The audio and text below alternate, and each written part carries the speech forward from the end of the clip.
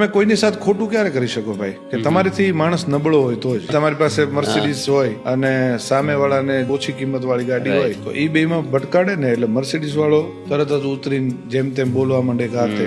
સામે એનીથી ઉપર કોઈ રોલ્સ રોયસ વાળો હોય તો એની સાથે પાવર દેખાડો, ખબર પડે કેમ થાય, કેટલી બી હોતા એ શીખવાડે તમને. પણ માણસ છે ને એ નાનાને જ દબાવે. મેં ક્યાંક વાંચેલું ભાઈ કે ક્યારે એવા વ્યક્તિનું દિલ ના દુખાવું કે જેનું ભગવાન ડિરેક્ટલી સાંભળે છે.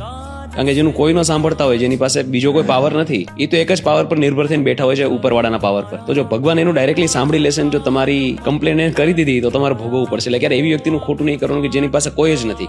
गरीब को मत सता वो रो देगा, अगर वो उसका हबीब जो सुन लेगा तो तुम्हें जड़ मूड से खो देगा.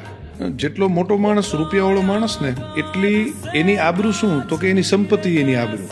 નાના માણસની આબરૂ શું તો કે એની સંપત્તિ એની આબરૂ નથી, પણ એનું જે હુંપણું છે, એનું સ્વમાન છે ને, એ જ એની આબરૂ છે. ભાઈ તમે આટલી સહજ સુધી આટલી મોટી વાત મને રૂવાડા ઉભા થઈ ગયા ત્યારે. આ જો દુનિયાની હરેક શક્તિશાળી અને પૈસાદાર વ્યક્તિ આ સમજી લે ને તો કઈ પ્રોબ્લેમ જ નથી કે યાર એની પાસે બીજું કાંઈ જ નથી. એનું આત્મસન્માન, પોતાનું જે સ્વાભિમાન છે, એની માટે બધું છે. તમે ખાલી એને માન આપી દો ને, એ વ્યક્તિ હંમેશા માટે તમારો થઈ જશે. પણ જો તમે એને હર્ટ કર્યું, અગર એ વ્યક્તિ કંઈ કરી શકે એમ નથી, તો તમે એનું આત્મસન્માન પતાવીને વ્યક્તિને પતાવી દીધો યાર. મતલબ મારી નાખ્યો તમે એને, એ વ્યક્તિને. માણસ જેમ મોટો થાય ને એમ નિર્મળ થવો જોઈએ, પણ ઘણી જગ્યાએ નથી આવતી હોતી.